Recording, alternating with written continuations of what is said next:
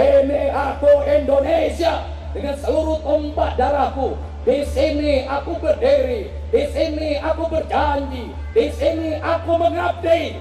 Tak ada satu detik pun bagi diriku kecuali mencintai Indonesia. Seluruh jiwa ragaku tertumpah bagi Indonesia. Maka kedaulatan negara akan tumbuh dari kekuatan bangsa. Siapa Kang Deddy Mulyadi? Yang melekat di ingatan publik, tentu saja Kang Deddy Mulyadi adalah seorang pejabat publik yang saban waktu dekat dengan rakyat. Sebagian mengenalnya sebagai YouTuber dengan penghasilan yang cukup fantastis, sebab pengikutnya sudah mencapai jutaan orang. Namun sesungguhnya, jika ingin mendefinisikan Kang Deddy Mulyadi secara organik dan genuine, Kang Deddy Mulyadi masuk dalam kategori seorang politisi ulung sekaligus seorang budayawan Sunda. Dua titel terakhir ini melekat pada beliau, mengingat karir profesi dan kegiatan beliau berangkat dari seorang anggota partai politik yang membesarkannya, yaitu Partai Golkar. Kang Deddy Mulyadi merintis karir sebagai seorang politisi dimulai saat ia menjadi anak bawang di kantor Partai Golkar. Tugasnya sesekali membantu mengetik surat atau membuat konsep surat dan pidato bersama ayah senior juga mentornya, yaitu Bapak Haji Bisri. Bapak Haji Bisri ini pada saat itu menjadi Ketua Golkar Purwakarta sekaligus Ketua DPRD Kabupaten Purwakarta di masa reformasi. Dengan ketekunan dan keuletan ditambah tempaan di organisasi ekstra universiter HMI Cabang Purwakarta, Kang Deddy Mulyadi terus tumbuh menjadi seorang pemikir sekaligus seorang leader berbagai gerakan kemahasiswaan. Ia merancang berbagai rencana diskusi, seminar, juga aksi-aksi demonstrasi saat ia menjadi Ketua Umum HMI Cabang Purwakarta. Saat lulus kuliah, ia pernah menjadi buruh pabrik. Namun, selain seorang buruh kerja di pabrik, ia juga aktif di serikat buruh dan sering turun ke jalan bersama ribuan buruh Purwakarta untuk memperjuangkan kesejahteraan buruh. Kemudian ia merintis karir sebagai anggota DPRD Purwakarta dari daerah Maniis, Pleret, dan Tegalwaru. Setelah itu secara perlahan di partai juga ia aktif mulai dari sebagai anggota, bidang sampai menjadi Ketua Golkar Kabupaten Purwakarta. Karir kepartaiannya terus melejit. Ia pernah menjadi Ketua Golkar Provinsi Jawa Barat.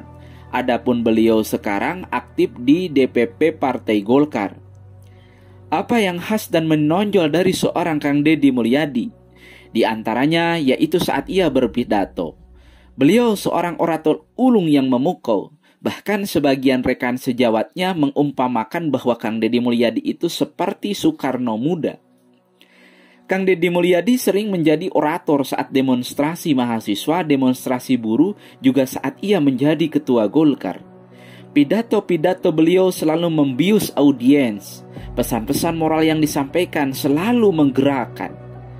Kemampuan berbicara Kang Deddy Mulyadi di hadapan publik tidak diragukan lagi, baik saat beliau berpidato menggunakan bahasa Indonesia maupun saat beliau berorasi menggunakan bahasa Sunda.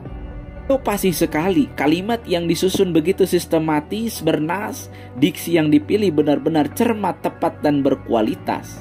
Beliau mampu menyampaikan gagasan lewat orasi yang membius dan memukau.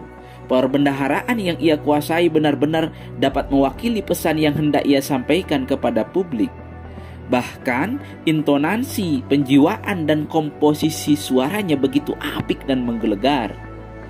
Orang banyak yang terbawa emosi dan larut dalam irama pidato Kang Deddy Mulyadi.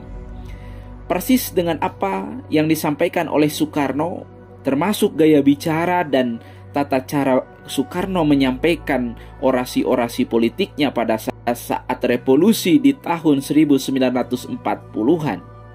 Kalau ada acara-acara seperti ini, maka seluruh organisasi saya berbaris di mana-mana. Seluruh kekuatan Golkar seperti luar biasa, tak ada tertandingi. Tapi giliran ngecek atribut di setiap RW-nya tidak ada. Gang-gangnya kosong. Proses politik seperti ini harus segera diakhiri. Karena apa? Kalau kita tidak pandai membangun jaringan di tengah-tengah masyarakat, kalau kita tidak pandai membangun interaksi dalam lingkungan kita, kalau kita tidak pandai menata diri kita, apa yang kita banggakan hari ini? Karena hari ini kita tidak seperti dulu. Kita memiliki keluarga besar birokrasi, kita memiliki keluarga besar ABRI seperti zaman Orde Baru. Tidak hari ini. Kemenangan kita sangat tergantung dan diletakkan pada kemampuan individu dan kolektivitas kita kalau menata diri. Golkar, jangan terlalu bangga terhadap sejarah masa lalunya. Karena orang yang bangga terhadap masa lalunya, maka dia akan kehilangan masa depannya. Tetapi yang harus dilakukan oleh kita adalah melakukan penataan apa yang harus dilakukan masa depan kita, diletakkan pada hari ini. Membuat rekrutmen pengkaderan yang bagus, menata penataan calon anggota legislatif yang memadai, membuat sistem dan menggerakkan manusia tidak hanya oleh kata-kata. Menggerakkan manusia bukan lewat pidato-pidato formal seperti ini. Menggerakkan manusia dengan hati dan pikiran. Dengan pikiran dan rasa. Kalau pikiran dan rasa maka melahirkan estetika. Maka secara tidak sadar ketika gulipat kita pilih nomor 4 ditata dalam musik, tari dan seni bergerak. Badan kita berdiri dan kita merasa nomor 4 itu adalah sistem, nilai, kebanggaan masyarakat Jawa Barat dan sarana untuk melakukan perubahan. Itu yang harus kita sadar. Pidato Kang Deddy Mulyadi seolah ada dangyangnya atau semacam ada aura sihir. Sihir yang dimaksud adalah pengaruh emosional dan spiritual yang memengaruhi para pendengar. Tidak salah memang, pemimpin jika berorasi harus seperti itu, harus membius, harus menyihir. Bahkan Nabi Muhammad SAW itu pernah berkata, "Inna fi sauti sihrun." Sesungguhnya dalam kata-kataku ada sihir. Yaitu betapa Nabi Muhammad yang agung itu mampu memengaruhi pendengar untuk menyerap seluruh pidato berupa ayat-ayat atau kebenaran yang disampaikan. Saking membiusnya, maka Nabi sendiri mengistilahkannya dengan seperti ada sihir. Kesimpulannya, siapa Kang Deddy Mulyadi? Kang Deddy Mulyadi selain sebagai seorang pejabat publik, juga seorang politisi yang pandai berorasi dan berpidato. Beliau seorang orator ulung seperti Soekarno. Pidatonya bikin pendengar terkesima, tertegun dan khusyuk mendengarkannya. Lebih dari itu, pidato Kang Deddy Mulyadi mampu membuat pendengar tergugah dan melakukan perubahan. Jadi, jangan diragukan lagi siapa Kang Deddy Mulyadi. Kang Deddy Mulyadi, beliau adalah seorang orator ulungan hebat. Kata orang Jawa, papat kalimat tunggal. Papat kalimat pancer dan papat kalimat tunggal itu apa?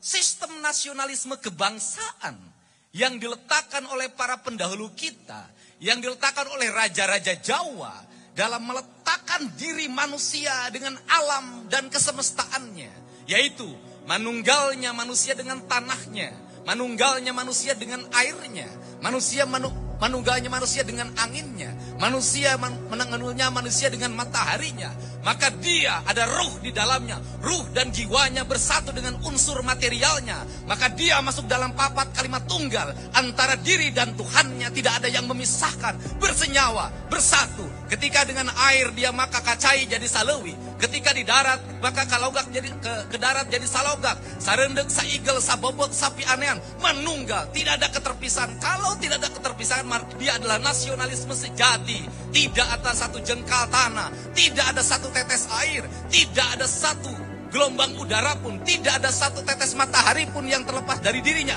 Dia adalah kekuatan dari kemahatunggalan dan kesemestaannya. Dia adalah manusia seutuhnya.